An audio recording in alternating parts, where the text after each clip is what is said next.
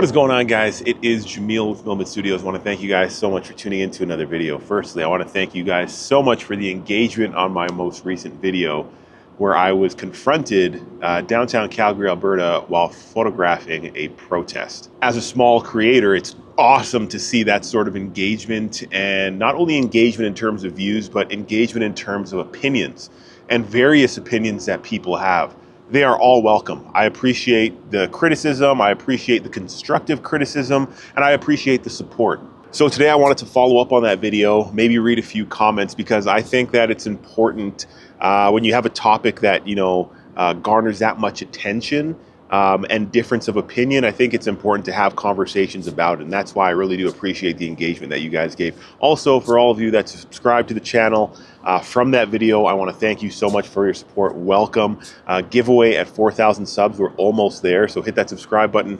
Also, thank you guys for your support on my photo books. I got a few more sales after this video dropped, so I want to take the time to appreciate you guys for your support. www.milmidstudios.com if you want to support my work. And if you want to follow me on Instagram at MILMID Studios and at Stark Contrast for my black and white content. Okay, so first things first, in Canada, we find our right and we find our protection as photographers and photojournalists to photo document and take pictures of people and places in a public place. More specifically, this is Section 2 of the Charter Rights and Freedoms. Freedom of thought, belief, opinion, and expression, including the freedom of the press and other media of communication. So taking photographs is typically seen as a form of expression, and also it could be seen as a form of photojournalism.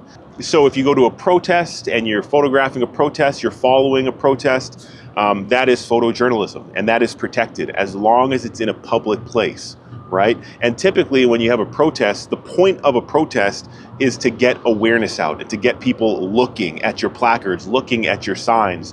So it's almost implied, I wouldn't even say it's almost implied, it's absolutely implied that if you are out in a public place and you are protesting, that you will be covered via photo or video. Okay, so before we move on, let's look at what is a public place. And there's actually a legal test to what a public place is. A public place is where people have no expectation of privacy. So let me ask you this before we move on. Is a public washroom a public place? Think about that for a second. I'll ask you a second question. When you're in a public washroom, is there an expectation of privacy? So do you expect to have privacy when you're in a public washroom? The answer is yes, right? And so if someone goes to a washroom and they start taking pictures and like, well, this is a public washroom. In court, that's not going to stand. I think any reasonable person will say that's not okay. There is an expectation of privacy in a washroom. I think that we all can objectively agree on that. So Section 2 does not cover me as a photographer if I go to a public washroom and start taking pictures. A public place is a place where people have no expectation of privacy. That means out here, on this rooftop. It means on the sidewalk. It means on the street. It means in front of City Hall where you're protesting. When you're doing street photography, for instance, when you're out in a public place, you could take pictures of people. Now, the art and the discipline of street photography is that sometimes you want to be subtle. Other times you may want to go and ask a stranger for a portrait, and that's absolutely fine. That's cool. I've done it before. But if you want the candid image and you want to tell a story about the real human experience, a lot of the times when you take your photos, although legal, you want to do it discreetly. So sometimes that looks like maybe taking the photo from your hip, zone focusing, with your rangefinder camera, because you don't want to startle people or you don't want to interrupt them from their natural way of being. So that's another topic that comes up. Like, well, Jamil, you asked this person for a portrait, but you didn't ask these people for their picture. What that essentially boils down to is that there are two different styles of photography. Asking someone for a portrait is because I want a posed portrait of someone looking directly into the camera. Whereas photojournalism or street photography, I want to capture a scene of people doing what they're doing. I'm not necessarily wanting them to pose. So we've established that a photographer's right to capture people in a public place where there's no expectation of privacy is absolute. We absolutely have that right here in Canada, protected under Section 2 of the Charter Rights and Freedoms. So to complicate the issue a little bit more now, we look at a child subject. So just say there's a kid in a public place doing something that's photo worthy and you want to take that photo. Now, there can be ethical issues that arise when it comes to photographing kids. That's objectively true, right? And a lot of it comes down to the purpose. I'll be clear, there is no law barring a photographer from photographing a child in a public place. However, it can raise ethical issues if you're just taking pictures of kids on the road. Ideally, you would want permission from the parent. And this is where a lot of the disagreements came at me from other photographers and people who watched the video. And I understand where you're coming from. My rebuttal to that, my caveat, my bit of context that I would offer to you is that we are photographing a protest. Okay, so this is a protest. The kids are part of that protest because their parents made the decision to bring them to a protest in a public space. So we have several layers of things happening right now. We have photography in a public place, photography of a protest, photography where kids are at this protest. What do? I will 100% concede that the best practice, objectively, is to ask the parent for a picture of the kids. However, I think there's a line of what is reasonable. And if these kids are in the center of a protest and I'm across the street taking video of the whole procession, the whole protest, I think it'd be strange and unnatural to run across the street. Hey, I'm going to take some video of this group. Your kids are in there. Can I have permission? And if she says no, then I take off and walk. No, I don't think that's reasonable. I think this, like I said, there are many eyes looking at this protest. There are people that may be taking video and people taking photos. I am in the process of, practicing the discipline of photography and videography and covering this event. I don't see why it's any different for me or where I get singled out as you can't do this. Another thing is the first question that this lady asked me was, who are you with? Her primary concern was not, hey, my kids are in this frame. I don't want that. Her first thing was, who are you with? Just a street photographer. Pardon? Just a street photographer. You're not asking us consent to take our photo. Because I almost guarantee that if it was global news or CTV news or a mainstream media outlet, there would be no concern. As a matter of fact, there was a videographer, an interviewer that was interviewing a lady, a part of the protest, who was there with his big camera, and things were fine. So generally speaking, I agree with you. If there's a kid out and about in a public place and you're going to single them out for a photograph and their parent is there, the best ethical thing to do is ask for permission. I see it as a little bit different in a protest where the onus also goes towards the parent for taking the kid to this public protest and not assuming that there would be videographers and photographers around. So I think that both parties have a role to play. But if we were to lean back on the legal side of things, I'm completely covered under Section 2 of the Charter of Rights and Freedoms. So there's a caveat to all of this, because when it comes to how a photographer uses this content, that's a whole other bag of worms. If you're using the photos and the video for editorial work, for press work, if you're freelance or you're submitting stock video or whatever the case may be, and it's for that purpose, editorial, then you're okay. If this is for commercial use, so just say you're using it for any commercial use like marketing, or just say you have a photo book and you have this kid front and center on your ad, like in that case, you need a model release form and they have to give you consent to use their likeness in order to promote your work or whatever commercial purposes you have.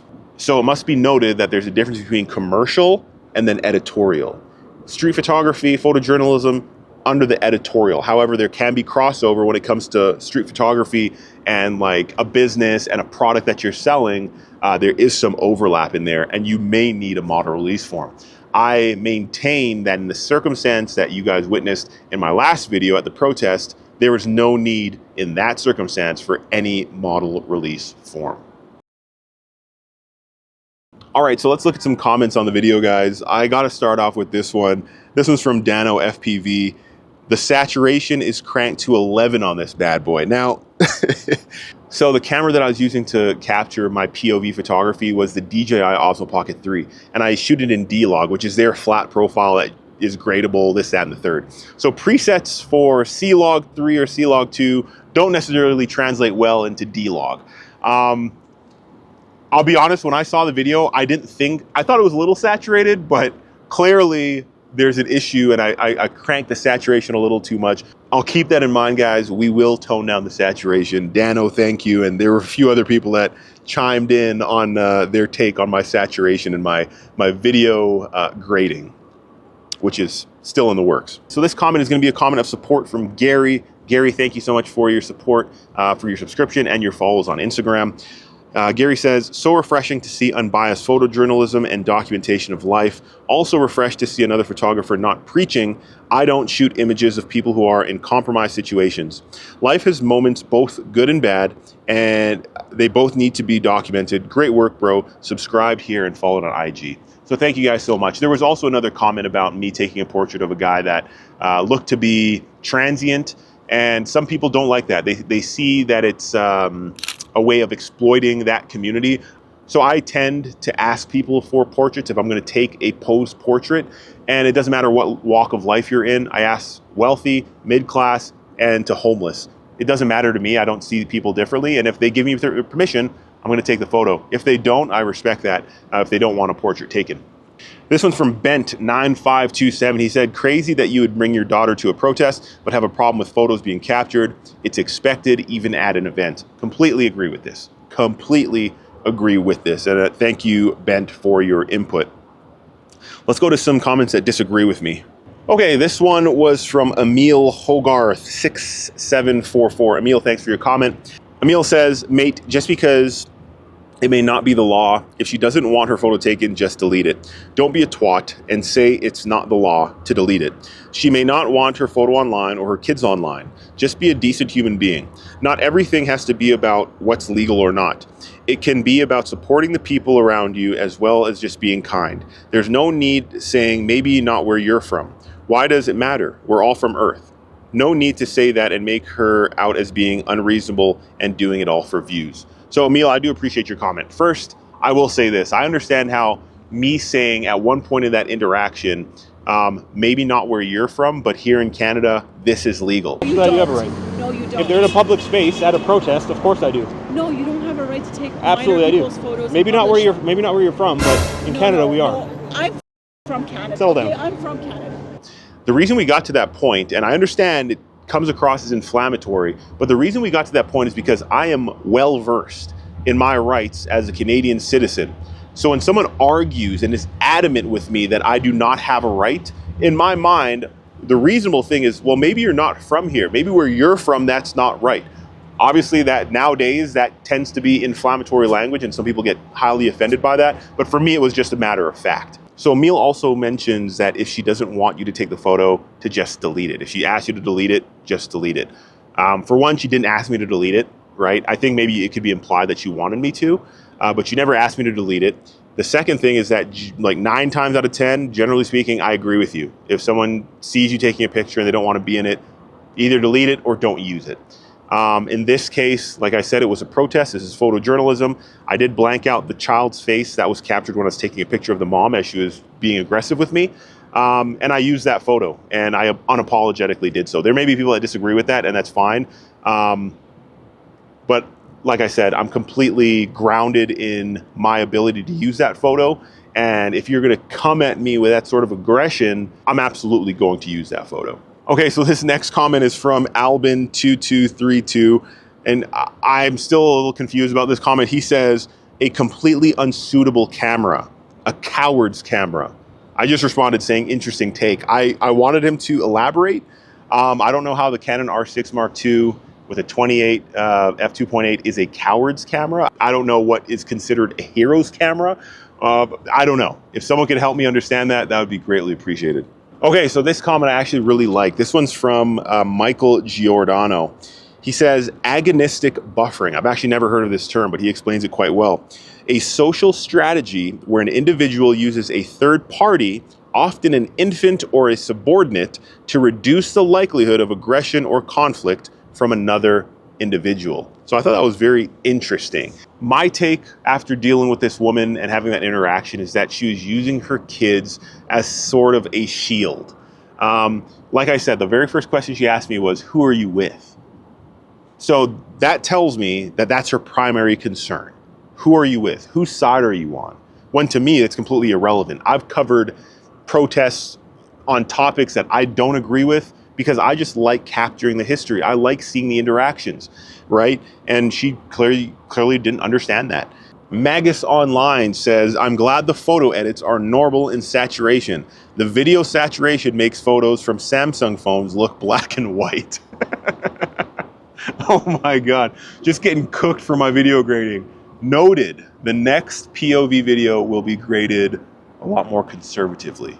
Jigsaw 407 comments and he says, the irony of demonstrating publicly to get attention, but when the attention is given, they lash out. I call that oxymoronic and counterproductive. Very well said. And I agree with you. That's why I did not expect that sort of reaction from someone at a protest. I thought it was strange. Very good comment. And I'll say this just before I close, guys. You walk anywhere outside, especially in places in Europe, and there are cameras that are capturing your every move. Right above me, there's a camera right behind me. No matter where you go, you are covered on camera, okay? Obviously, photographers seem to be the low-hanging fruit because they can be interacted with, they could be fought with. But I think we just need to remember that when you're in a public place, there's no expectation of privacy. Thank you guys so much for tuning into this video.